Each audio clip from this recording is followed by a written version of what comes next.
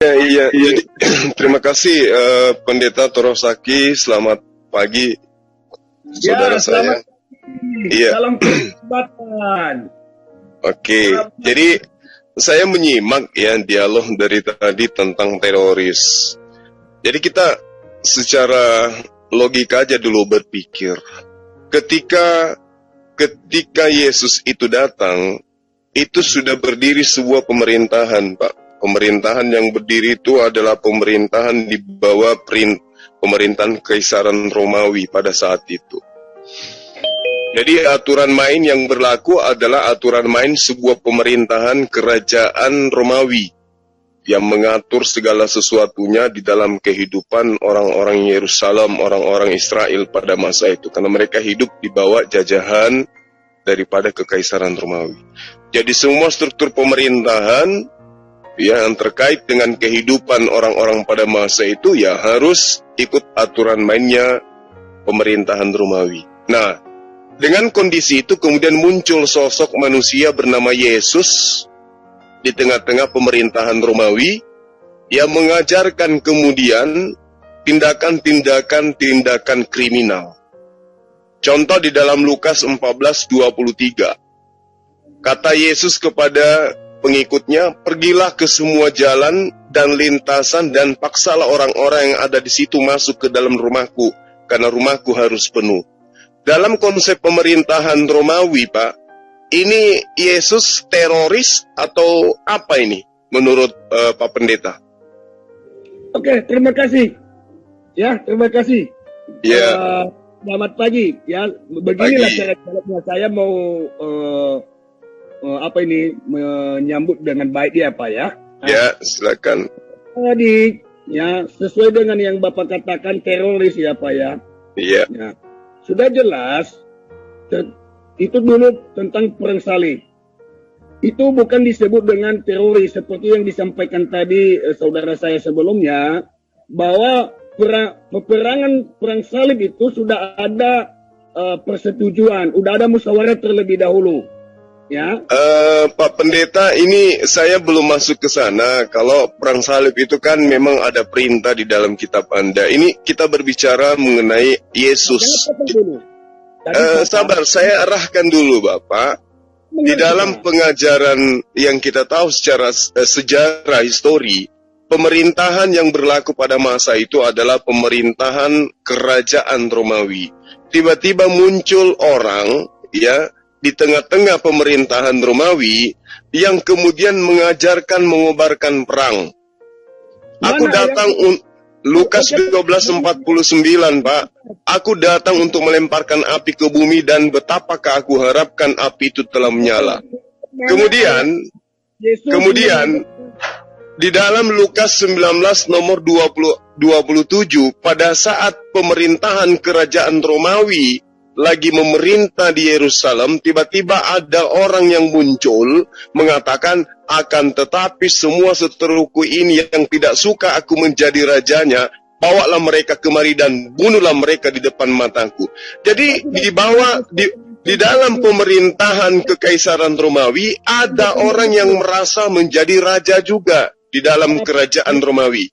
Siapa oknum ini, Pak? Tolong, siapa oknum ini yang kemudian menggalang kekuatan untuk melakukan pemberontakan? Ingat-ingat pada masa Yesus hidup, pemerintahan yang berkuasa di situ adalah pemerintahan kerajaan Romawi. Tiba-tiba ada yang mengaku raja. Akan tetapi semua seteruku ini yang tidak suka aku menjadi rajanya, bawalah mereka kemari dan bunuhlah mereka di depan mataku. Ini di bawah kekuasaan kerajaan Romawi, kok tiba-tiba ada yang mengaku sebagai raja juga, mengajak semua orang yang tidak menjadi pengikutnya untuk dibunuh. Ini pelaku teroris bagi kerajaan Romawi atau apa ini, Pak? Saya menjawab sama Bapak, ya. Yesus tidak pernah mengatakan secara langsung bahwa dia adalah raja. Ya, tetapi ketika ditanya kepadanya, apakah engkau adalah raja? Jelas apa yang kamu katakan. Nah, Bapak tadi mengatakan menyuruh orang dari simpang-simpang perjalanan membawa ke rumah Allah. Apakah ada etika baik di situ atau tidak? Menurut saya, Ya, ada etika baik ketika murid-murid Yesus, karena pada waktu itu orang-orang tidak datang ke rumah Tuhan, tidak percaya kepada Tuhan lagi. Mereka mempunyai penyembahan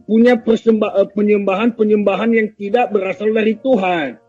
Makanya Yesus datang untuk membawa kembali umat-umat itu kepada Allah. Masalahnya gini loh Pak Pendeta, ini ketika kita berbicara mengenai teroris, itu berarti adalah orang atau sekelompok orang yang mengacau sistem pemerintahan. Nah, pada masa itu sistem pemerintahan adalah kerajaan Romawi, Pak.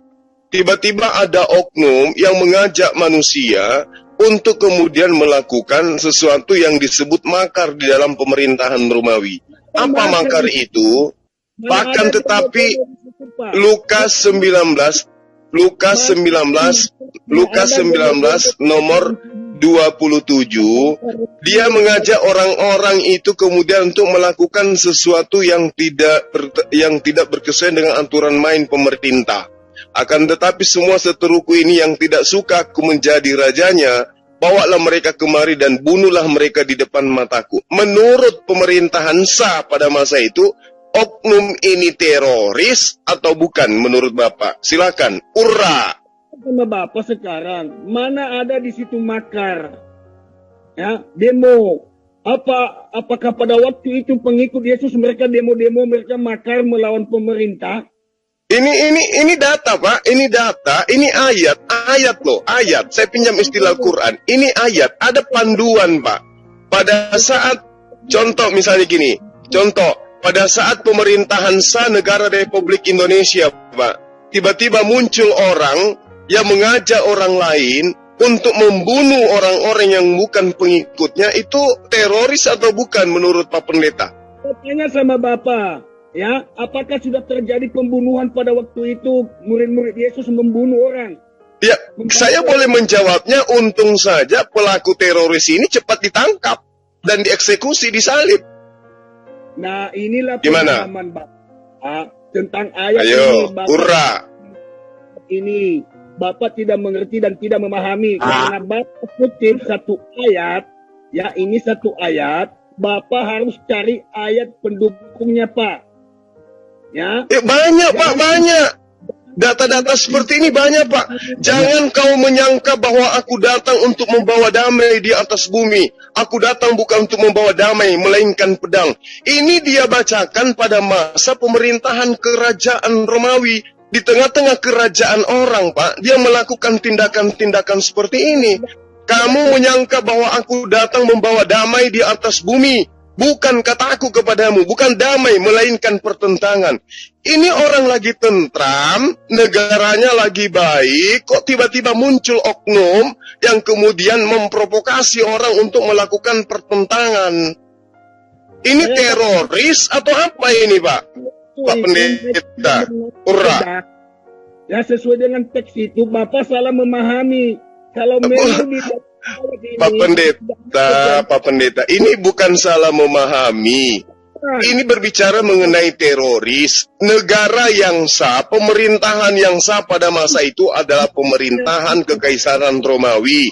Tiba-tiba muncul oknum yang mengajak melakukan pembunuhan. Ini teroris atau apa menurut Bapak? Saya tanya sama Bapak, apakah ada waktu itu murid-murid Yesus sama dengan Yesus mengangkat pedang mau menyerang? Ada loh, Pak. Sampai dia menjual pundi-pundi mereka, menjual jubah untuk beli pedang. Ada, Pak. Nah, Anda tidak mengerti ayat itu, Pak. Ini berbicara mengenai teroris, bukan mengerti ataupun tidak. Tindakan yang dilakukan oleh oknum-oknum ini adalah tindakan yang melanggar aturan pemerintahan Romawi pada masa itu. Melakukan perlawanan. Dengarkan saya, Pak. Pak Juma. Ya, silakan. Ketika murid-murid Yesus itu menjual jubah untuk beli pedang, apakah ketika pedang itu sudah membinasakan orang? Tidak sempat membinasakan, Pak. Kenapa? Karena pemerintahan pada masa itu dengan sigap dan cekatan melakukan tindakan terhadap pelaku-pelaku teror ini. Bentar dulu, dengarkan saya dulu. Iya, silakan. Ya. Dan ketika Yesus ditangkap, ketika murid Yesus Petrus memotong telinga prajurit itu, apakah Yesus membiarkan? Tidak. Malah pun Yesus melarang mengambil telinga prajurit yang terpotong itu, dia sambut kembali. Iya Pak, teroris juga sekarang ini kalau ketangkap juga begitu. Pimpinannya malah ada yang bertobat, ya, mengaku sebagai mantan teroris. Pelaku ini pengikutnya cuma sedikit Pak, sampai tidak terjadi pemberontakan besar-besaran. Tapi yang terlihat kemudian adalah doktrin-doktrinnya dia Pak, doktrinnya dia. Aku datang untuk melemparkan api ke bumi, dan betapakah aku harapkan api itu telah menyala, artinya mengobarkan perang. Ini kita melihat dari kacamata pemerintahan. Pemerintahan yang sah pada masa itu adalah pemerintahan Kekaisaran Romawi. Tiba-tiba muncul ajakan dari oknum untuk melakukan pembantaian. Ini teroris atau bukan, Pak? Pura. Bapak harus menjelaskan dulu, mempertanggungjawabkan ini. Mana waktu itu pembantaian yang dilakukan Yesus? Satu mengobrak-abrik orang yang lagi jualan di bait suci. Itu buktinya dia melarang, mengajak etika baik. Dia mengatakan jangan jadikan tempat rumah Bapakku tempat jualan bisnis. Makanya dia larang itu semua. Apakah ada yang dimatikan? Apakah ada yang dibunuh di situ? Menurut korban, dia itu pelaku teror. Dia meneror para penjual. Apa salahnya orang menjual di situ loh? Mereka tidak melakukan sesuatu yang melanggar aturan pemerintahan Romawi kok. Apakah di rumah Allah bisa jualan? Saya mau tanya sama Bapak. Lah, itu bukan di rumah Allah, itu di halaman, Pak. Di halaman parkir. Ada juga di pintu itu, ada juga semua di bawah, di dalam. Nah, yang berhak melakukan penertiban waktu itu adalah Satpol PP-nya, Kekaisaran Romawi, Pak. Bukan Yesus. Satpol PP-nya, Pak, bukan Indonesia. Dan memang jelas mengajak kebaikan itu, ya, mengajak kebaikan itu tentu ada sedikit kerasnya. Ya, teroris juga begitu, Pak. Teroris itu punya niatan mengajak kepada kebaikan sampai mereka dicap teroris. Itu. Mana Yesus membunuh orang, membantai orang? Karena orang-orang pemerintahan Romawi pada masa itu dan juga orang-orang yang ada pada masa itu seketika langsung melapor ke Kekaisaran Romawi. Terbukti dia melapor ke mana? Herodes, melapor juga ke Pilatus. Itu bukti, Pak. Yesus dilaporkan ke pemerintahan yang sah. Iya. Nah, menurut Bapak ini pemberontak, teroris atau penjajah menurut Bapak? Yang jujur-jujur aja dong. Terjadi di situ, Pak. Ada pembunuhan terjadi. Yesus langsung membunuh orang yang jualan di situ. Makanya Bapak jangan ngarang dong. Itu bukan teroris, itu menegaskan suatu kebaikan bahwa di rumah Bapakku yang di bait suci jangan ada yang jualan, itu jangan tempat bisnis. Nah di situ kan kita lihat ada sapi di situ, macam-macam jenis mereka jualan. Ada yang menaikkan uang persen juga di situ. Sebagai ajaran Yesus dia marah. Apakah ada korban di situ, Pak Cuma? Loh, belum ada korban, Pak, belum ada korban. Tetapi doktrin yang dilakukan di tengah-tengah pemerintahan yang sah, diantaranya satu, di Lukas 14 nomor 26, jika seorang datang kepadaku dan ia tidak membenci bapak ibunya, istri, anaknya, saudara-saudaranya, istrinya, laki-laki atau perempuan, nyawanya sendiri, ia tidak dapat menjadi pengikutku. Ini pemerintahan sah, ada doktrin yang muncul di tengah-tengah pemerintahan itu untuk melakukan penekanan-penekanan. Jikalau seorang datang kepadaku dan tidak membenci bapaknya, ibunya, anaknya, saudara-saudaranya, dia tidak bisa menjadi pengikutku. Ini tindakan kriminal atau tindakan apa ini, Pak? Ditinjau dari perspektif pemerintahan pada masa itu. Urun rembuk, Bung Cuma, Pak Pendeta. Iya. Mungkin untuk menjembatani saja ya. Silakan. Apa yang dikatakan Pak Pendeta tadi bukan arti kerajaan duniawi loh Mas, bukan. Tapi Yesus itu dalam misinya tentang kerajaan Allah, di mana Pak Pendeta tadi kan sudah mengatakan bahwa zaman itu orang sudah tidak lagi melakukan penyembahan pada Allah yang benar, kan gitu Pak. Jadi tidak bisa dikaitkan Yesus itu datang ke dunia untuk mendirikan sebuah kerajaan duniawi, bukan. Tapi dia datang itu untuk menegakkan. Oke, saya paham Pak. Saya ngerti. Kalau itu yang menjadi dasar pijakan. Tapi bukankah kemudian nubuatannya yang terjadi adalah Mesias harus menjadi raja bagi Bani Israel? Raja yang dimaksud di sini laksana Daud, laksana Salomo Pak, laksana Musa yang mampu membebaskan mereka. Makanya Yahudi menunggu Mesias. Mesias apa yang mereka tunggu? Mesias yang mampu membebaskan mereka dari penjajahan. Bukan penjajahan rohani, tapi penjajahan jasmani. Itu yang kemudian terjadi. Kemudian, di dalam pengajaran yang ada di dalam kitab saudara, Pak Pendeta Agung dan juga Pendeta Torosaki, Lukas 19 nomor 27 itu ajakan bunuhlah, bukan bunuh rohani, tapi bunuh jasmani Pak. Makanya aku bilang, ini dalam keadaan lagi tenang negara mereka, orang-orang Kekaisaran Romawi ini, dalam kekuasaannya terhadap Palestina atau tanah Yudea kala itu, muncul orang yang kemudian mengajak melakukan pembunuhan. Menurut kacamata pemerintahan waktu itu, dia teroris atau makar atau kayak mana itu? Contoh misalnya dalam negara kita ini aman, tentram, ya, tidak ada tindakan-tindakan. Kemudian muncul oknum menggalang kekuatan, mencari pengikut, lalu mengajak membunuh orang-orang yang berseteruh dengan dia. Oh, kalau itu Lukas pasti 19:20, ya pasti dianggap sebagai teroris kan? Dianggap mengajak ajaan yang tidak benar, karena kan melawan pemerintah. Tapi kalau Yesus, misi kedatangan Yesus ini yang dipahami oleh umat Kristen, Pak ya, bukan datang dalam arti mendirikan sebuah kerajaan duniawi, meskipun tadi Bapak bilang seperti Daud dan sebagainya, itu bukan. Kristus tidak datang untuk seperti Daud, Pak, bukan. Tapi lalu pemerintah, lalu dia ditunggu sebagai Mesias itu sebagai apa? Yahudi ini menunggu Mesias yang mana sebenarnya? Nah, itulah. Makanya bangsa Yahudi, keyakinan Yahudi mungkin sampai sekarang juga tidak mengakui kan akan ketuhanan Yesus itu kan. Iya, berarti artinya gini loh Pak Pendeta. Artinya tentang ketuhanan Yesus itu adalah konsep lain di luar daripada pengajaran para nabi yang datang kepada Bani Israel. Karena yang datang di Bani Israel itu adalah yang mereka tunggu adalah Mesias, pembebas Pak, pembebas dari penjajahan, dari penindasan. Bukan seperti yang Kristen gaungkan hari ini, Tuhan yang datang sebagai manusia. Makanya Yahudi kala itu benci banget kan dengan Yesus, itu benci sekali.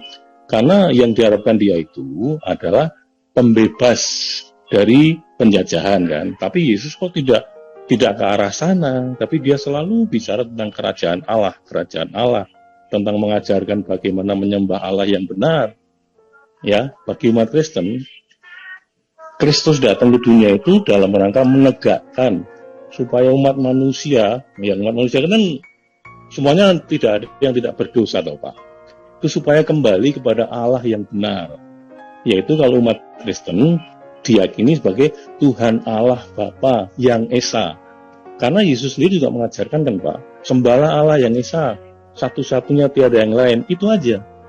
Itu bukan dalam rangka membebaskan dari penjajahan Romawi. Nah, itu dia Pak. Kan? Oke, saya ngerti itu Pak Pendeta Agung, saya paham itu. Jadi konsep yang diusung oleh Kristen, Yesus datang membawa damai, Yesus datang untuk membebaskan manusia dari dosa, Yesus datang untuk mendirikan kerajaan Bapa yang ada di surga. Itu konsep Kristen, oke. Tapi kita lihat kenyataan Pak. Orang-orang Yahudi pada masa itu adalah orang yang berada di bawah tekanan pemerintahan Kekaisaran Romawi. Aturan yang berlaku adalah aturan Kekaisaran Kerajaan Romawi. Fakta, ketika Yesus dikatakan bersalah, Yesus diadili di mana? Diadili di pengadilan Kekaisaran Romawi. Pilatus, Herodes, dan seterusnya. Artinya bahwa aturan main pada masa itu, masyarakat pada masa itu tunduk dan patuh terhadap pemerintah yang sah, yaitu Kekaisaran Romawi. Tiba-tiba muncul oknum nih, apapun misinya, mengajak ke kerajaan Allah ke, mengajak kemana ke, apapun misinya. Yang ada yang muncul di permukaan adalah oknum ini melanggar aturan main kekaisaran yang terjadi pada masa itu.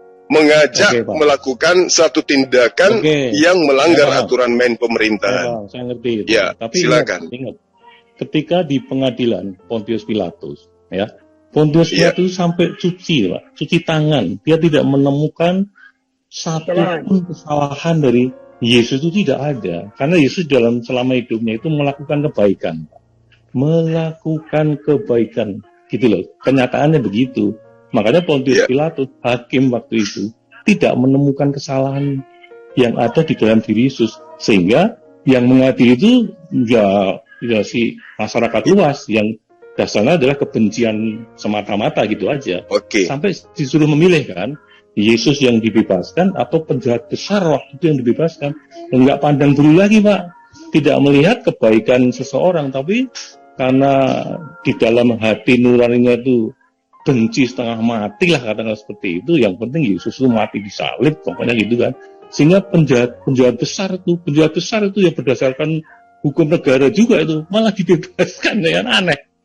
Iya, betul. Jadi gini, ketika yang merasa korban kemudian melaporkan terhadap Yesus, terhadap pemerintahan, ya, akan tindakan yang dianggap sebagai sebuah tindakan kriminal bagi korban pada masa itu. Kacamata kita sebagai orang luar ini, itu tindakan teror karena ada korban di situ. Ada korban, ada yang merasa ada yang merasa risih dengan keberadaannya dia. Ada yang merasa dikacaukan dengan keberadaannya dia. Faktanya dia sampai dilempari batu dan seterusnya. Nah, oleh karena itulah saya katakan korban ini bukan korban dalam arti banyak nyawa yang mati loh, Pak. Bukan.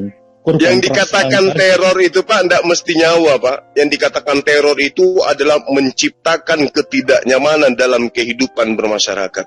Itu yang dimaksud tapi teror. Kalau di negeri kita, teror itu tidak hanya semata-mata seperti itu, Pak, tapi dengan wujud nyata kan.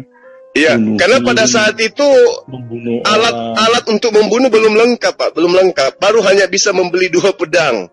Kasihan waktu itu. Andaikan waktu itu sudah ada bom, ada pistol, ada senapan, itu yang terjadi, Pak. Tidak. Kedua. Yesus mengatakan tentang pedang dan sebagainya. Jangan dihentikan pedang beneran, bukan. Oh, nggak bisa, Pak, karena buktinya dia beli pedang beneran. Bapak jangan menutupi itu. Yesus beli pedang beneran, Pak. Di mana ayatnya beli Yesus? Wah, bahaya ini kalau seorang pendeta nggak tahu bagaimana kemudian Yesus beli pedang. Itu mungkin Bapak membaca kitab sucinya orang Kristen, tapi versi Islam ya, Pak ya?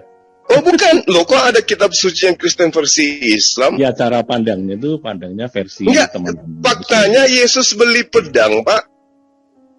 Coba untuk apa beli pedang? Itu untuk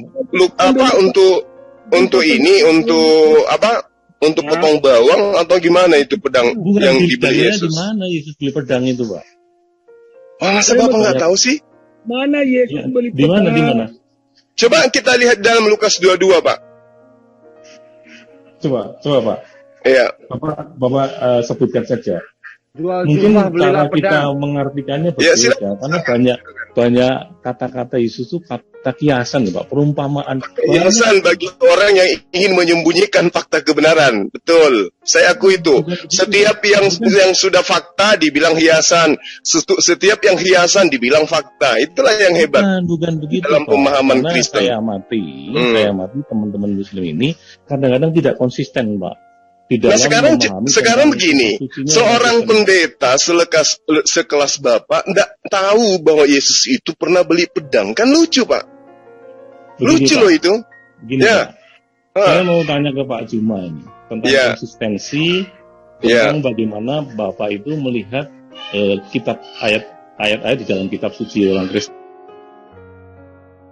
Ya. Nah, begini aja, Pak, begini. Benarkah Yesus pernah memerintahkan muridnya beli pedang? Itu aja dulu. Mas Suma. Ya. Sekarang Bapak meyakini atau tidak meyakini bahwa apa yang sudah tertulis di kitab suci itu ya benar adanya gitu loh. Karena kadang-kadang saya melihat teman-teman mencomot ini dipakai sebagai landasan menyerang tentang kekristenan. Tapi di sisi lain mencomot ayat yang lain yang seolah mendukung. Ya. Boleh Bapak tahu apa sebabnya seperti itu? Nah, karena mau tahu Bapak apa sebabnya? Bapak mau tahu apa sebabnya sampai kami umat Islam itu melakukan hal begitu? Karena di dalam kitab Anda ada dua ajaran yang bertentangan, ajaran Yesus dan ajaran Kristen. Itu alasannya, Pak. Oh, enggak, Pak. Kalau Kristen menolak bertentangan, Pak. Ajaran Kristen dan ajaran Yesus itu sangat bertentangan, ya, antara langit dan bumi. Oh, tidak. Kita boleh buktikan, Pak, sekarang. Mari kita buktikan. Apakah ajaran Yesus dan ajaran Kristen bertentangan? Boleh kita buktikan, Pak. Satu ya. Tentang ajaran Kristus, sembahlah Tuhan Allah yang Esa. Itu umat Kristen lakukan. Nah, kenapa Kristen sekarang menyembah Yesus, Pak? Keliru, Pak. Kristen tidak menyembah Yesus. Nah, berarti Bapak ini sekte lain dari sekte-sekte yang menyembah Yesus, Anak Maria, gitu loh. Saya Tritunggal, Pak. Saya Tritunggal, tapi tidak diajarkan, Pak. Karena Yesus sendiri mengatakan sembahlah Tuhan Allah yang Esa, loh, Pak. Nah, terus Yesus kedudukannya menurut Bapak sebagai apa dia? Nah, ini yang perlu teman-teman Muslim harus pahami. Silakan. Kita harus melakukan. Enggak usah ke Muslim. Bapak aja dulu yang paham. Yesus itu siapa menurut Bapak? Yesus jelas anak Maria. Ya, anak Maria. Anak Maria. Terus mereka yang mendudukkan Yesus itu sebagai Bapak itu sendiri, menurut Bapak itu salah atau tidak? Saya tidak akan mengatakan salah atau tidak salah ya Pak ya. Tapi yang saya pahami ya gitu ya, yang saya pahami bahwa Yesus oleh banyak kawan-kawan dikatakan oleh Bapa sendiri itu bukan semata-mata Bapa yang tidak terlihat itu, oh wajahnya seperti Yesus, tidak begitu Pak. Bukan. Terus apa dong bagi mereka yang mengatakan Yesus adalah Bapa itu sendiri? Gimana dong itu bahasanya? Ya, coba. Maksudnya apakah Yesus Bapa itu sendiri atau bukan Bapa itu sendiri, tapi yang ada di dalam keyakinan umat Kristen pada umumnya bahwa kedatangan sosok Yesus itu membawa misi keselamatan, itu dikehendaki oleh Tuhan Allah Bapa, Pak. Itu saja, intinya itu. Islam juga memahami dan mengimani itu, Pak. Yesus datang membawa misi keselamatan sebagai rasul utusan Tuhan. Nah, sekarang yang jadi permasalahan adalah Kristen menganggap Yesus itu sebagai Bapa itu sendiri, termasuk Bapa Tritunggal katanya. Enggak gitu Pak. Gitu ya. Tapi nanti saya menjelaskan dari awal sudah dipotong dulu pasti nih. Karena pemahaman Tritunggal itu gini Pak. Mungkin Bapak sepakat dengan saya bahwa yang menciptakan alam semesta ini dan segala isinya, ya Pak ya, itu adalah sesuatu yang dulunya itu ada sebelum segala sesuatu ini ada, kan begitu Pak? Ya katakanlah ada yang ada lah sebelum segala sesuatu itu ada. Ya, Islam menyebutnya kalam, sifat pada diri Allah.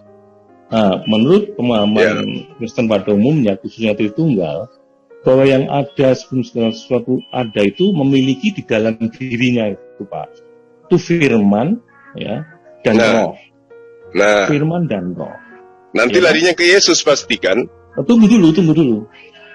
Nah, Bapak harus melakukan dua pendekatan. Pendekatan dalam arti memandang Tritunggal tadi adalah firman diantaranya di situ, dan memandang Yesus yang manusia, Putra Maria, itu harus dibedakan pendekatan itu Pak.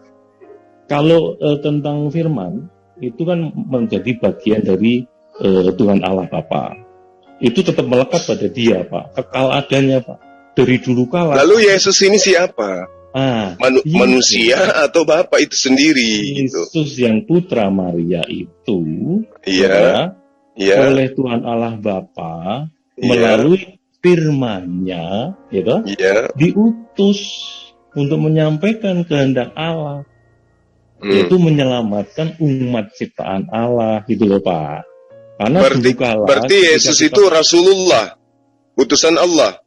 Ya, boleh juga dikatakan seperti itu. Yesus itu ya utusan, memang utusan kok. Dia kan menyampaikan apa yang Allah kehendaki, tetapi Pak, Yesus tetapinya. Itu tidak mengingkari apapun yang dikehendaki oleh Allah Bapa. Jadi seluruh kehendak Bapa itu Yesus lakukan. Itulah Yesus. Artinya dia pesuruh, artinya dia adalah rasul. Ya, makanya melakukan kehendak Tuhan yang diperintahkan gitu ya. Nabi, ya imam, ya raja, kan gitu Pak. Kalau di dalam keimanan Kristen. Tapi jangan diartikan raja-raja kayak Pak Jokowi, raja kayak si Sultan. Terus dia kesetaraannya dengan Bapa itu di mananya? Yang dimaksud kesetaraan itu adalah firman tadi Pak. Firman, roh, itu adalah yang dimaksudkan di dalam ketritunggalan itu. Yang Tritunggal itu tetap tidak terpisah, gitu loh Pak, tetap melekat. Jadi meskipun ada sosok manusia Yesus, yang Tritunggal itu tetap aja Tritunggal, gitu loh. Karena Tuhan Allah Bapa yang pencipta alam semesta kan mengarungi seluruh jagat raya, loh Pak. Jadi tidak akan terpisahkan, gitu loh Pak, antara Bapa dengan firman-Nya tidak terpisahkan. Tetapi firman yang dimiliki oleh Bapa tidak terpisahkan itu, ya Pak ya, itu diutus untuk menyelamatkan dunia ini, menebus dosa manusia melalui diri Yesus. Karena kalau Allah tidak menyatakan kehendaknya menyelamatkan tanpa dalam wujud manusia Yesus, ya nggak mungkin Pak, nggak mungkin terjadi. Sekarang Bapak ini mengatakan tidak terpisahkan, artinya mereka ini tetap sama, bersama selamanya. Nah, ketika Yesus, katanya firman-Nya sudah menjadi manusia, Pak. Nah, ini yang sering disalahpahami oleh kawan-kawan. Ya, silakan Anda jelaskan. Firman telah menjadi manusia. Itu maksudnya gimana? Disalahpahami ketika firman menjadi sosok Yesus, terus firman-Nya hilang gitu. Tidak, Pak, tidak. Tetap aja. Tetap gimana? Kan firman sudah menjadi manusia, Pak. Bukan menjadi terus susah saya menjelaskannya. Memang ketika menjadi terus tinggal Allah Bapa, kemudian Roh, terus ada sosok Yesus. Enggak gitu, Pak. Enggak gitu. Jadi gimana ceritanya, Pak? Ini katanya firman menjadi manusia. Atau yang benar adalah kehendak Allah tercipta menjadi manusia. Mungkin itu yang lebih benar, Pak. Tapi yang paling bahwa Yesus itu adalah ciptaan. Oh, bukan, Pak, bukan. Inkarnasi, Pak, kalau bukan ciptaan berarti Bapak ini Yesus ya? Bukan. Nah, kalau bukan berarti Yesus ini ciptaan atau bukan? Gini loh, Pak. Gini loh, Pak. Ada ciptaan, ya, seperti pada saat Allah berfirman, kun fayakun jadilah, gitu kan, jadilah alam semesta. Itu ciptaan namanya. Lah, Yesus juga begitu, Pak. Nah, manusia Yesus juga ciptaan Pak, berdasarkan dalil.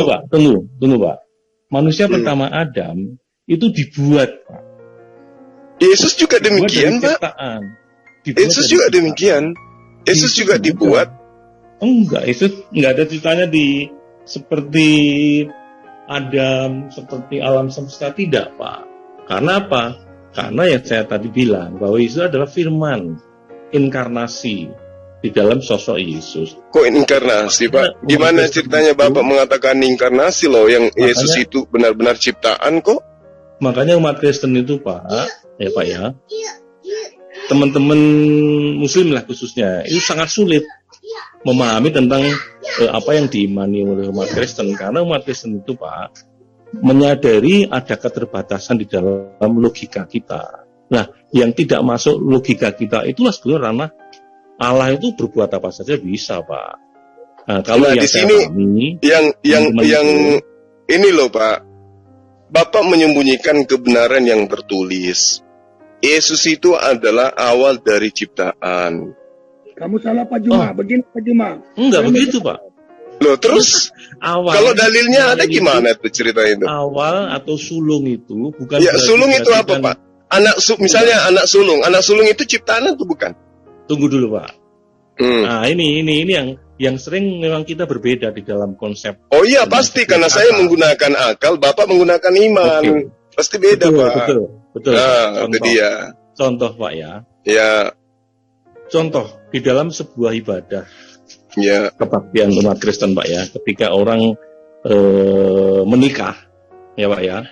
Itu kan di dalam liturgi itu ada yang namanya persembahan. Nah, persembahan yang diberikan oleh pengantin berdua itu namanya persembahan sulung. Bukan berarti diartikan itu sebagai anak sulung dari urutan 1, 2, 3, 4. Tidak gitu loh maksudnya, Pak. Ya, nah tapi kan Yesus manusia, itu, Pak.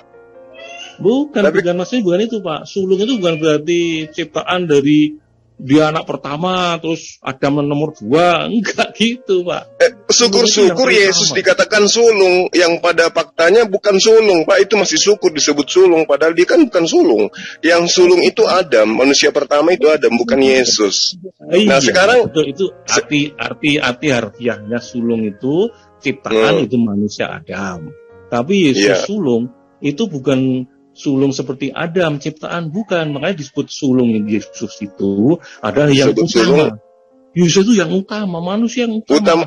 Utama gimana maksudnya, Pak? Lari ke Al-Quran gitu ya? Harus lari ke Al-Quran untuk menjelaskan. Mengakui kok, Quran kan mengakui, Pak. Yesus terkemuka memang. Dia nanti terkemuka. Sulung, loh, Pak. Bukan sulung seperti Adam.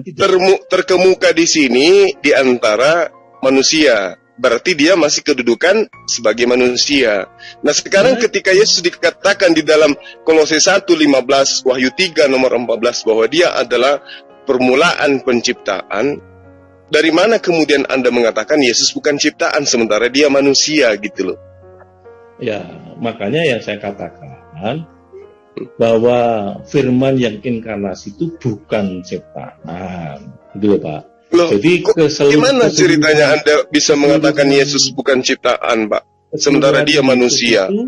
Keseluruhan Yesus itu, Pak, manusia sosok Yesus itu, dia bisa melakukan apa saja itu karena firman Allah, firman yang dimiliki Allah, sifat atau hakikat keilahiannya itu ada di dalam diri Yesus. Makanya sekarang kita buktikan. Sekarang kalau Anda mengatakan segala sesuatunya itu keilahian Yesus ada pada diri Yesus, keilahian Tuhan ada pada diri Yesus. Faktanya Yesus manusia. Oh betul, memang iya. Nah, terus sisi keilahiannya yang mana? Kan tadi sudah saya katakan. Segala hal yang dilakukan oleh Yesus, kebaikan maupun ajarannya, gitu Pak ya, diantaranya sembahlah Allah yang esa dan sebagainya. Iya, itu karena dia manusia. Itu adalah sisi-sisi keilahiannya, gitu loh Pak. Sisi keilahiannya, Pak. Kemanusiaan Yesus itu adalah dia mengalami kematian, mengalami dikubur, gitu Pak. Itulah sisi-sisi kemanusiaan Yesus. Sekarang begini Pak, yang Anda maksudkan Yesus manusia itu yang mana? Mana pada diri Yesus yang sebagai manusia? Jelas satu, dilahirkan oleh darah Maria. Nah, pada saat dia dilahirkan, rohnya ikut nggak? Bapak tadi kan bertanya tentang sisi kemanusiaan Yesus. Iya, orang dikatakan manusia Pak, kalau dia lengkap dengan roh. Kalau cuma jasad saja berarti mayat. Nah sekarang Yesus manusia berarti rohnya juga adalah manusia dong. Ini kalau bicara tentang roh, ya, bahwa kehidupan itu asalnya dari Tuhan Allah Bapa yang memiliki roh di dalam dirinya. Jadi semua kehidupan itu ya berasal dari roh Allah sendiri, menurut saya sebegitu Pak. Gitu Pak. Kalau di dalam Zakaria 12 nomor 1, Pak, roh yang ada pada diri manusia itu adalah ciptaan Tuhan. Roh yang ada di dalam diri manusia itu adalah ciptaan Tuhan. Roh ciptaan Tuhan. Nah, Yesus itu manusia, kata Bapak. Berarti roh yang ada dalam dirinya itu adalah roh ciptaan Tuhan. Iya. Nah, berarti Yesus ciptaan, Pak. Begini Pak, tadi sudah saya katakan kan bahwa Yesus itu berbeda dengan manusia pada umumnya, berbeda dengan alam semesta yang diciptakan dengan Allah berfirman, ya kan? Lah, Yesus tercipta juga dengan Allah berfirman, Pak. Manusia pertama saja, Adam itu dibuat dari ciptaan, yaitu dari debu tanah. Kan sama, Yesus juga demikian, kalau Pak. Yesus itu tidak termasuk yang dua tadi. Oh, tidak salah. Tidak salah, Bapak. Yesus. Salah. Enggak, Bapak yang salah. Oh, sekarang begini. Proses penciptaan Yesus itu berdasarkan kehendak Tuhan atau bukan, Pak? Bapak, kalau menurut saya, berkata proses penciptaan, iya. Ya, itu konsep kita udah beda, Pak. Nah, sekarang coba Anda gunakan akal, Pak. Yesus itu proses penciptaannya, proses keberadaannya dari tidak ada menjadi ada di atas muka bumi ini, itu melalui proses firman kehendak Tuhan atau bukan? Pak, inilah yang menyebabkan kita konsepnya itu seolah bertabrakan. Karena Bapak tidak mau menelaah apa yang tertuang di kitab Bapak. Ini yang lucu gitu loh. Karena kawan-kawan saya Muslim itu terbatas hanya menggunakan logika. Pokoknya kalau tidak masuk logika saya, itu tidak bisa. Enggak, ini kita berbicara mengenai dalil, Pak. Allah itu, Pak, jangan disamakan dengan kita. Loh, Bapak ini gimana sih? Ini kita berbicara mengenai dalil, Pak. Contoh, di dalam kitab Anda, dalam Matius itu kan jelas dikatakan, Gabriel datang untuk apa? Gabriel datang untuk menceritakan apa?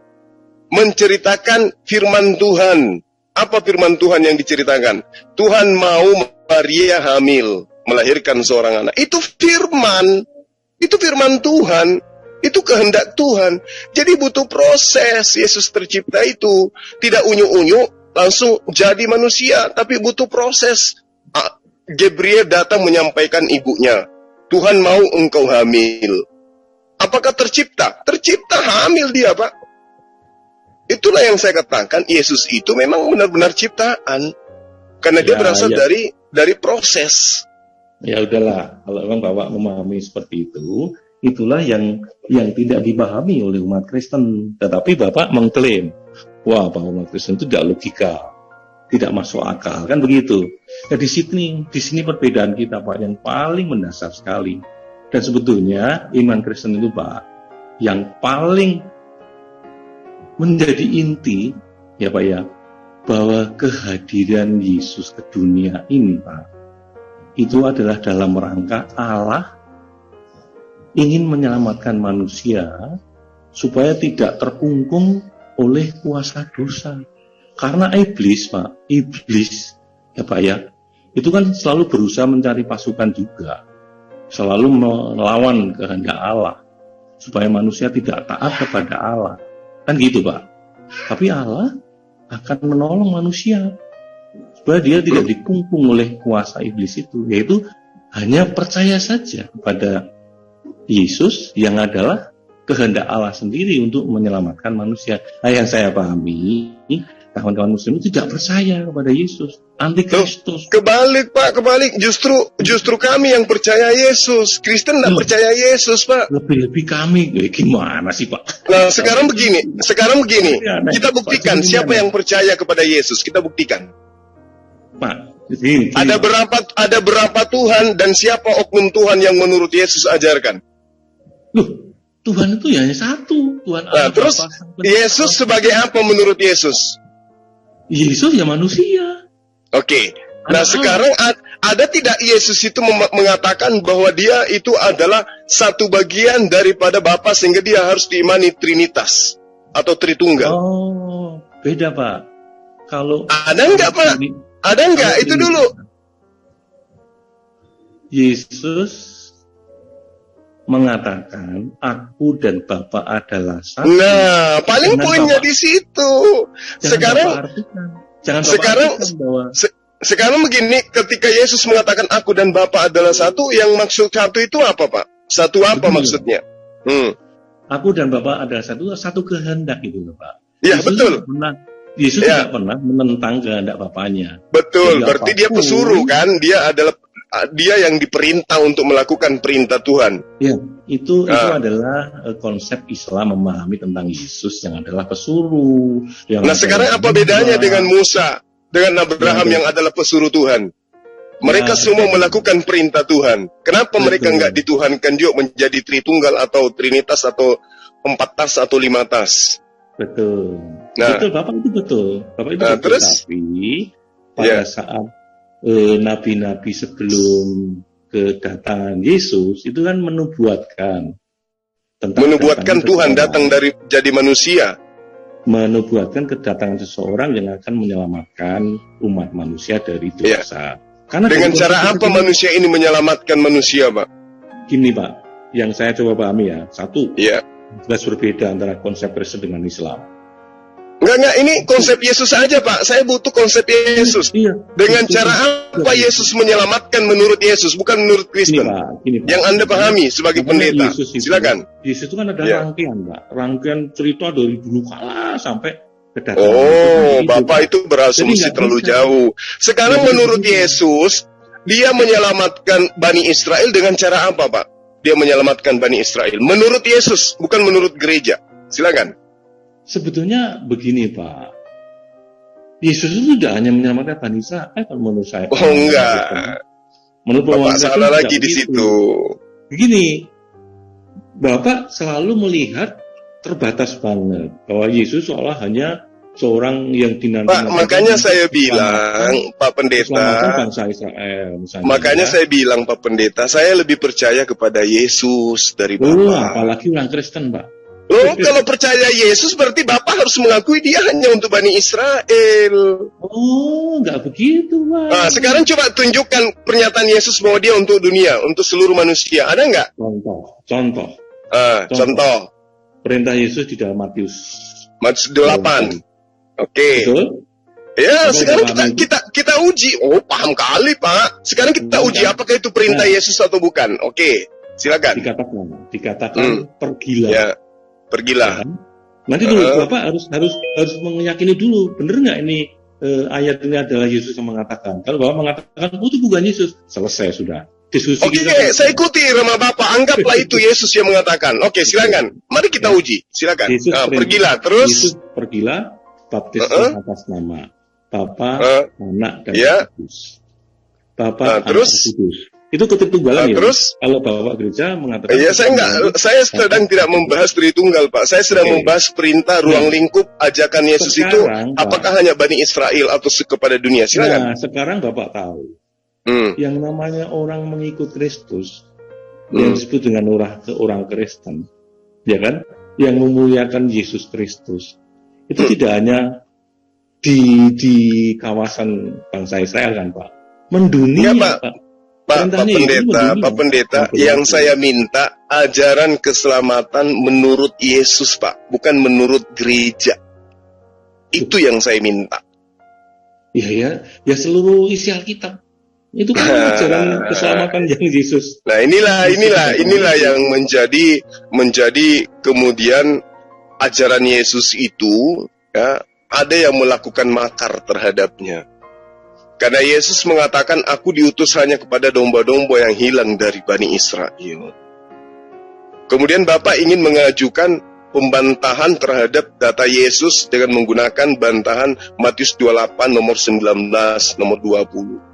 Padahal di situ perintah pergilah, jadikanlah semua bangsa muridku. Sekarang bangsa murid Yesus itu pada masa itu bangsa mana saja, Pak? Nah, Pak. Itu kan? Itu belum ada bangsa Indonesia. Nah, berarti bangsa mana yang diperintahkan ini? Bangsa mana? Well, kalau orang yang kontekstualnya adanya waktu itu ya bicara pada bangsa-bangsa di sekitarnya. Mosok. Muridnya dulu, Pak. Muridnya Yesus itu bangsa apa saja? Memerintahkan, pergilah kamu ke Indonesia. Ya enggak. Orang Kristen memaknai data ini untuk menjadikan seluruh manusia di atas muka bumi ini menjadi pengikut Yesus. Padahal Yesus data ini adalah menjadikan semua bangsa muridnya. Bangsa muridnya itu ya cuma 12 suku bangsa itu. Itu yang harus Nah, terus cara memahaminya gitu, loh, Pak. Bagaimana Anda bisa membantah sementara Yesus sendiri mengatakan, aku hanya diutus kepada domba-domba yang hilang dari Bani Israel. Maka muridnya diutus untuk menjadikan Bani Israel ke-12 suku itu menjadi pengikutnya. Gitu loh, Pak. Tadi saya katakan, tidak mungkin waktu itu Yesus mengatakan, pergilah kamu ke seluruh bangsa. Di antaranya Indonesia, ada kan sudah jelas di situ, Pak. Udah disebutkan bangsa muridnya, Pak. Pak, sudah dijelaskan bangsa muridnya di situ. Makanya, Pak, yang bukan muridnya enggak boleh. Bangsa muridnya Yesus itu yang mana aja, Pak? Iya, itu yang tidak membolehkan kan Pak Juma. Dan bukan Pak. Yesus sendiri yang tidak membolehkan. Matius 10 nomor 5 nomor 6, Yesus berpesan kepada ke-12 muridnya, jangan kau pergi ke bangsa lain. Dia diperintahkan ke-12 murid ini hanya kepada ke-12 suku bangsa muridnya. Jangan ke bangsa lain, tapi ke bangsa muridku. Bangsa muridku siapa aja? Benyamin, Lewi, apalagi ke-12 suku bangsa itu. Gitu loh, Pak. Berarti konsep Islam Pak Zuma sekarang lah, katakanlah. Iya. Jadi membatasi diri bahwa Yesus itu hanya diperintahkan untuk ke-12 suku itu saja kan? Bani Israel, betul. Karena itu seruan Yesus. Sekarang begini, Pak. Sekarang ini. Realitanya, orang yang menjadi percaya kepada Kristus Yesus sebagai penebus atau juru selamat manusia, itu mendunia loh, Pak. Itu itu disebabkan karena apa? Di dalam Matius 23, Pak, itu diterangkan Matius 23 nomor 15. Itu nubuatannya jelas itu. Ya, diterangkan, celakalah kamu hai ahli-ahli Taurat, orang-orang Farisi, orang-orang munafik, sebab kamu mengarungi lautan dan menjelajahi daratan untuk mentobatkan satu orang saja menjadi penganut agamamu, dan sesudah ia bertobat kau menjadikan mereka orang neraka dan 2 kali lebih jahat daripada kamu sendiri. Ini siapa nih, Pak, ahli Taurat? Siapa ini orang Farisi, Pak? Nah, Pak, yang menyeberangi lautan, menjelajahi daratan, yang kemudian mengajarkan orang sesuatu ajaran yang 2 kali lebih jahat daripada ajaran para ahli Taurat. Ini siapa ini, Pak? Menurut Bapak yang menggenapi ajaran itu? Mentuhankan manusia itu juga keliru, Pak. Umat Kristen juga tidak seperti itu pemahamannya. Tidak mentuhankan manusia. Iya, tidak mentuhankan manusia, betul. Karena kenapa? Yesus dianggap manusia dan 100% ilahi, betul? Nah, itu yang kemarin saya di ESDN ngobrol-ngobrol tentang konsep sebutan 100% ilahi, 100% manusia, itu tidak alkitabiah, Pak. Itu kan hanya bahasa bagaimana menjelaskan kepada orang yang ingin dijelaskan. Tapi nggak ada istilahnya sepenuhnya Allah, sepenuhnya manusia. Alkitab nggak tertulis seperti itu. Itu yang sering membuat teman-teman Muslim itu salah di dalam memahami tentang keimanan Kristen. Makanya saya coba amati ya dari beberapa berdiskusi, dialog dan sebagainya. Ini yang menyebabkan teman-teman saya Muslim itu keliru tentang memandang tentang sosok Yesus itu loh, Pak. Sehingga baik Pak Pendeta, supaya kami umat Islam itu tidak salah memahami, ya, saya hanya ingin bertanya kepada Pak Pendeta ini, maksud daripada Tritunggal di antara pencipta langit dan bumi, di antaranya apakah Bapa atau Yesus, Pak, yang pencipta langit dan bumi? Pak, tadi sudah saya katakan kan, bahwa Tuhan Allah Bapa yang Esa, yang ada sebelum segala sesuatu yang ada itu kan memiliki firman dan roh dalam dirinya kan. Nah, sekarang pada saat Allah berfirman, terjadilah dan jadi. Kan gitu, Pak? Jadi. Iya, betul. Nah, itu firman itu yang bekerja, Pak. Ketika Allah berfirman, itu firman itu yang bekerja, yang menjadikan alam semesta itu gitu loh, Pak. Berarti ketika sang pencipta mengatakan jadilah bumi, maka yang menjadi kemudian itu adalah bumi. Betul, Pak, ya? Betul. Itu karena apa? Karena Tuhan yang berkehendak, Allah yang berkehendak. Sekarang yang bekerja. Sekarang apakah firman menjadi bumi? bukan begitu mengartikannya, Pak. Tapi ketika enggak, saya cuma mau belajar ini, Pak, tentang Tritunggal. Apakah firman menjadi bumi atau pada mulanya firman menjadi bumi? Enggak begitu, Pak. Jadi tadi saya katakan bahwa ketika Allah berfirman, nah, kalau teman-teman muslim kan Allah berkata-kata kan gitu ya, jadilah firman. Tapi bukan berarti kata-kata Allah hilang, kan tidak, Pak. Karena iya betul. Berarti bumi posisinya ini, berarti bumi posisinya adalah ciptaan kan, Pak? Betul, tapi itu bukan. Nah, bukan berarti ketika firman jadilah bumi terus firman hilang, tidak gitu. Iya betul. Iya. Pada posisi itu kronologisnya adalah Tuhan berkata, Tuhan berfirman, Tuhan berkehendak, maka jadi sesuatu yang dikehendaki. Benar kan, Pak? Oke. Nah, sekarang kedudukan Yesus nih. Tapi ingat dulu, Pak. Ingat dulu, ketika jadi itu firman itu yang mengerjakannya, Pak ya. Firman itu yang mengerjakannya. Iya, firman yang mengerjakan, betul. Nah, sekarang ketika Tuhan menghendaki Maria hamil, kehendak Tuhan itu adalah firman yang berasal dari dirinya. Hamil enggak Maria menurut Bapak? Oh, itu jelas di Alkitab dikatakan. Oke. Nah, setelah hamil, setelah hamil lahir betul-betul seorang manusia. Nah, manusia yang lahir ini itu berasal dari kehendak Bapak atau Bapak sendiri yang nusul menjadi manusia, Pak? Nah, itu firman, Pak. Firman yang menjadi manusia. Nah, tadi kenapa tadi matahari bukan firman yang menjadi manusia, Pak? Kenapa? Kok beda? Loh. Kan begitu, Pak. Ya. Kalau ketika Allah berfirman, ya kan, jadi alam semesta lah. Katakan ya bumi, matahari, ya, dan sebagainya. Jadilah, gitu kan. Tapi ketika Yesus itu tidak dikatakan seperti itu, jadilah bumi pada hari yang keberapa gitu ya. Kemudian jadilah manusia pada hari keberapa, tidak begitu kalau Yesus itu, Pak. Tapi faktanya malaikat Gabriel datang menyampaikan kehendak Tuhan. Kalau matahari masih bagus, Pak. Begitu dikatakan jadi. Tapi Yesus tidak, butuh 9 bulan, Pak.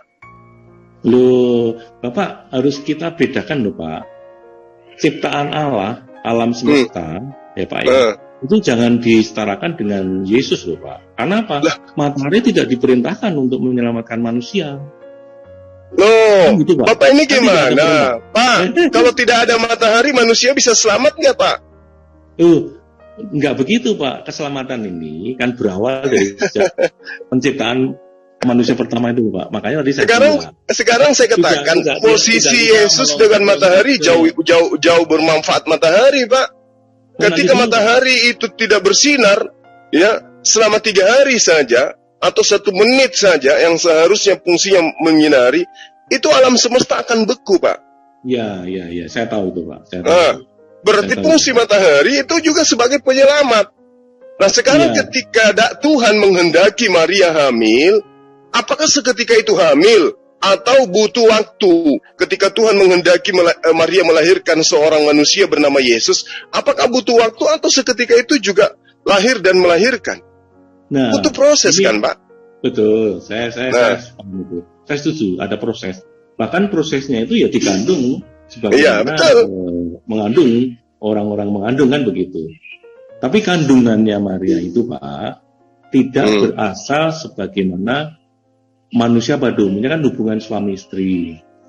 Kan begitu, Pak, pada umumnya loh, Pak. Kalau cuma gak dasar itu, Pak, istri Adam juga tanpa ada hubungan suami istri. Jadi manusia dan bahkan menjadi ibu dari seluruh manusia, Pak. Betul, tapi ingat, Pak. Ya, Adam dan Hawa, ya Pak, itu waktu itu melanggar atau tidak taat akan perintah Allah. Makanya dia dikatakan jatuh dalam dosa. Tadi yang sudah saya singgung kan, konsep kita berbeda. Karena kalau di dalam teman-teman Muslim, itu tentang dosa sehingga berakibat mati, itu tidak meyakini seperti itu, Pak. Kalau umat Kristen kematian itu disebabkan karena dosa. Nah, kok disebut dosa? Ya karena nggak taat perintah Allah. Lu kok nggak taat perintah Allah? Lah mengikuti setan.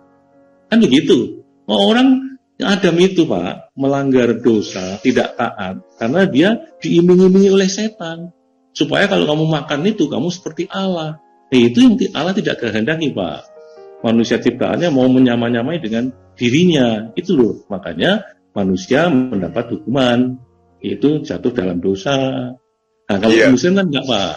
Mati itu begini loh, Pak. Pak. Pada waktunya nanti umurnya ya akan mati sendiri kan gitu. Begini loh yang saya pahami gini loh, Pak. Ketika Tuhan itu mengatakan tentang dirinya, tiada Allah melainkan Engkau. Seorang pun tiada yang sebagaimu. Aku ini Allah, tidak ada lagi Allah lain yang sesuatu yang setara dengan aku. Ini pernyataan-pernyataan Tuhan di dalam kitab Perjanjian Lama. Tapi Kristen kemudian membentuk Tuhan baru. Enggak, Pak. Salah, Pak. Keliru. Nah, tadi Anda mencoba untuk melilit lidah membedakan antara penciptaan matahari dengan Yesus. Keliru, Pak. Bapak keliru. Lari ke Hawa lagi yang lebih dahsyat penciptaannya daripada Yesus. Tapi apa yang Anda larikan? Larikan kepada dosa. Pak Juma keliru. Kok keliru, Pak? Tidak ada yang namanya Tuhan baru, itu enggak ada. Yesus ini gimana? Yesus ini mendapat posisi Tritunggal loh. Berarti dia juga adalah satu Tuhan di antara tiga Tuhan, tiga pribadi. Dia masuk dalam rangkaian Tuhan Bapa. Saya katakan bagian dari tiga itu firman tadi itu loh, Pak. Ini Yesus itu bukan firman, Pak. Yesus itu bukan firman. Lucu Bapak ini. Dari mana Bapak mengatakan Yesus itu firman? Yesus itu adalah ciptaan seperti matahari yang berasal dari firman. Ini yang membedakan konsep kita, kekristenan dengan Muslim, Pak. Nah, sekarang kalau Yesus itu firman, Pak, di dalam Yesaya 55 nomor 11, yang dimaksud firman adalah perkataan yang terlontar dari mulut Tuhan. Apa yang dia kehendaki, itu yang terjadi. Coba kita lihat Yesus, Pak. Apakah begitu sang firman? Dia tidak berkata-kata dari dirinya sendiri. Terus sang firmannya mana? Sebagai sang firman Tuhan itu mana? Dia nggak tahu hari kiamat. Dia nggak berkata-kata dari dirinya sendiri. Sang firmannya mana, Pak?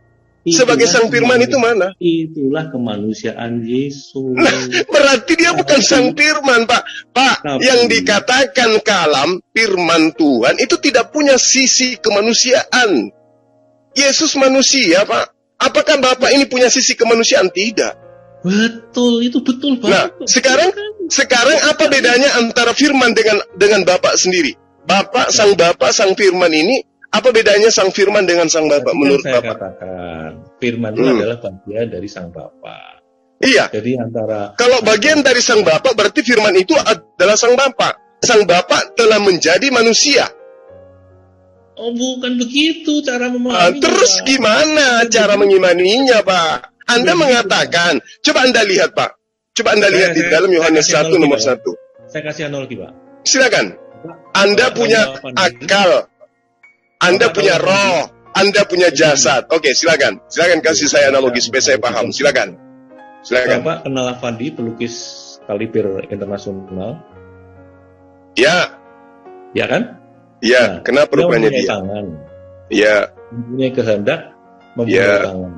Ya, terus? Nah, ketika yang berkehendak tangannya melukis, terjadi kan lukisan itu? Betul. Nah, apakah tangan itu adalah kehendak itu sendiri? Tidak, Pak. Tidak, tangan memasukkan yang berkehendak. Nah, begitu cara memahami tentang sesuatu. Terus yang mana Yesus di antara lukisan Vandini? Yang mana Yesus? Tangankah dia? Atau yang mana, Pak? Atau lukisankah dia? Enggak, Pak. Sebentar, Pak Juma. Aku lihat itu saya.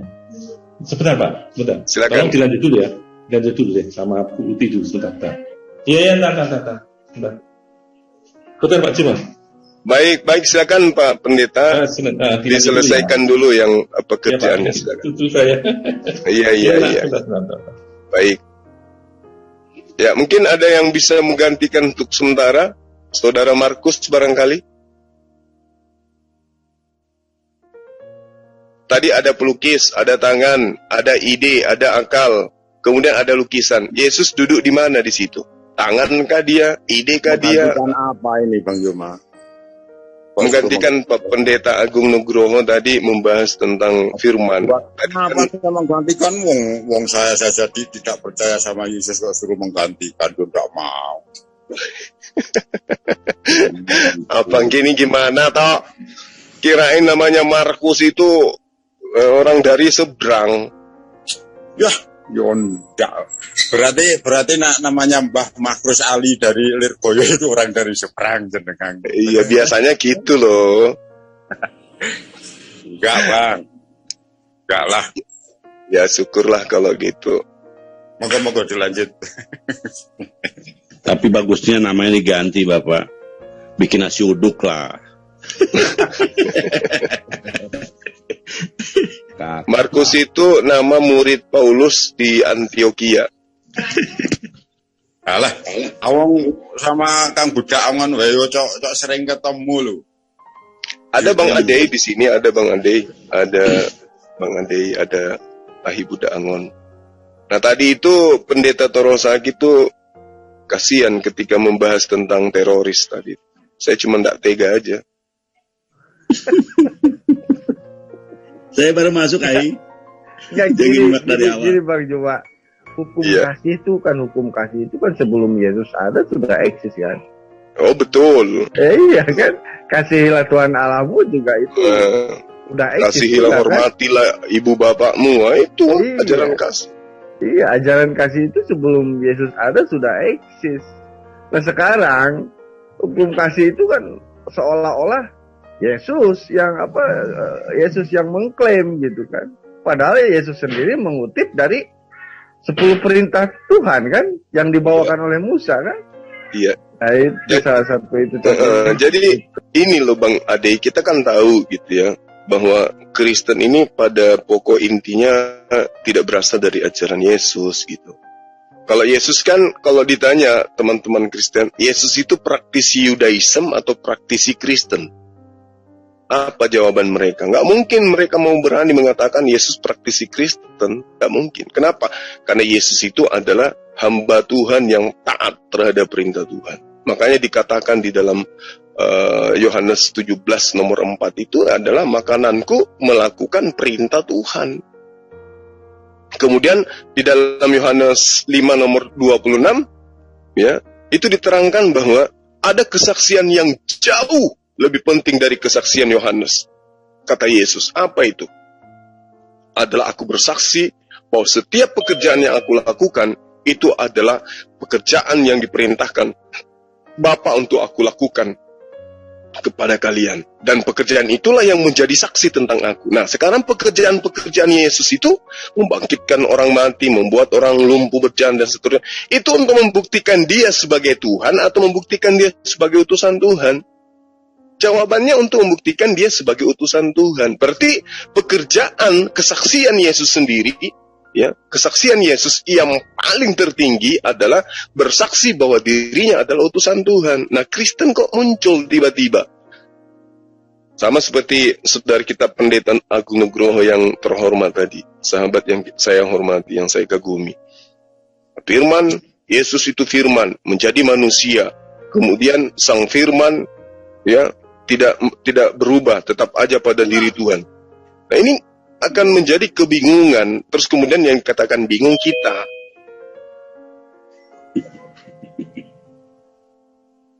Iya kan lucu gitu. Sekarang ginilah, kita kembali lagi ke ajaran teroris yang hukum kasih. Nah, Yesus itu kan membawakan hukum kasih karena mengikuti daripada ajaran Musa, yaitu di 10 hukum Taurat. Berarti dia kan praktisi Taurat kan. Yeah. Penerus hukum-hukum Tuhan, firman Allah yang diwahyukan kepada Nabi Musa dan diteruskan oleh Yesus. Kan logikanya seperti itu, Kang ya, betul nggak? Iya, betul.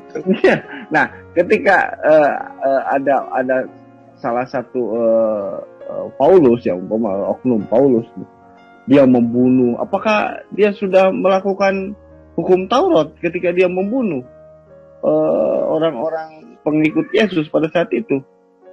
Apalagi dia mengembel-embeli bahwa dia adalah seorang praktisi Taurat yang taat karena dia mengaku dirinya murid Gamaliel. Tidak bercacat. Iya, tidak bercacat. Nah, ketika dia membunuh pengikut-pengikut Paulus, berarti dia sudah bercacat, kan? Iya. Sekarang hukumannya apa coba? Kalau seandainya orang yang melanggar hukum Taurat, dilenyapkan, kan? Iya, dilenyapkan. Dari bangsanya. Iya kan, sudah seperti itu kan hukumnya. Betul Bang, betul. Jadi yang mengajarkan yang pura-pura bodoh di sini siapa? Kalau bukan Paulus. Gitu. Itulah makanya saya sengaja tadi membaca nubuatan dalam Matius 23 nomor 13 itu, bahwa korban daripada ahli Torah, korban daripada orang Farisi yang menjelajahi lautan daratan itu 2 kali lebih jahat daripada mereka. Jadi kalau hari ini kita temukan adanya ajaran yang kemudian berasal dari orang-orang ahli kitab yang 2 kali lebih jahat, itu kan sudah dinubuatkan itu Bang. Iya. Betul itu. Itu jadi pembahasan juga sama si Erben dan kawan-kawan ketika saya ada di Zoom mereka gitu. Katanya itu kan saya bilang kan itu kan nubuatan Yesus di akhir zaman nanti ada yang muncul kan. Nabi-nabi palsu yang mengajarkan seperti itu. Iya kan? Benar Bang, benar. Sekarang gini. Konteksnya gini, kita kembali lagi. Saya tidak akan beralih kepada tema yang menurut saya tadi udah dengan ketika Pak Kang Juma dengan Pak Agung Nugroho udah jauh gitu kan. Udah jauh lari dari topik. Iya, betul. Tadinya kan kita membahas tentang teroris gitu ya. Pendeta Agung mengatakan di mana ada datanya Yesus itu beli pedang. Ini makanya saya, waduh, kok bisa ya? Sampai nggak paham gitu. Bagaimana kemudian di dalam kitabnya diterangkan Lukas 22 itu Yesus memerintahkan muridnya jual pundi-pundi jubahnya untuk beli pedang. Lalu ia berkata kepada mereka, ketika aku mengutus kamu dengan tiada membawa pundi-pundi bekal dan kasut, adakah kamu kekurangan apa-apa? Jawab mereka, sesuatu pun tidak. Katanya kepada mereka, tapi sekarang ini siapa yang mempunyai pundi-pundi, hendaklah ia membawanya, demikian juga yang mempunyai bekal. Dan siapa yang tidak mempunyainya, hendaklah ia menjual jubahnya dan membeli pedang. Ini betul-betul beli pedang loh. Sampai dia memotong kupingnya kan, orang tentara waktu itu. Tapi dianggap itu tidak ada. Ya, kalau seandainya Yesus itu, kalau seandainya gini nih, Yesus itu tidak menghalalkan kekerasan pada saat tentara Romawi ditebas kupingnya. Harusnya dari awal Yesus jangan gitu kan, jangan terpotong langsung ngomong, langsung dicegah. Sudah terpotong kok telinganya. Ya kan, kalau seandainya Yesus itu mengajarkan untuk tidak melakukan hal kekerasan, harusnya dari awal jangan gitu kan. Ini udah terpotong, udah ditebas baru ngomong. Ya kan? Iya, masalahnya gini Bang, antara masa pengajaran misi kenabian Yesus kepada Bani Israel itu kan cuma 3 tahun Bang. Bagaimana sekiranya beliau itu mendapatkan pengikut banyak sampai ribuan gitu. Iya kan? 3 tahun hanya mendapatkan pengikut sedikit. Karena pada masa itu ya dia diutus kepada bangsa Tegar Tengko. Musa aja ditolak kok, apalagi Yesus.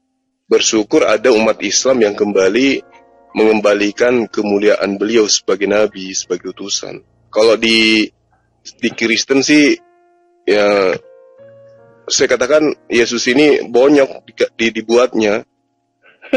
Karena harus mati terkutuk, kemudian diembel-embeli penyelamat. Makanya Yesus mengatakan, percuma mereka memuji aku dengan mulutnya, pekerjaan manusia yang ia lakukan. Gitu.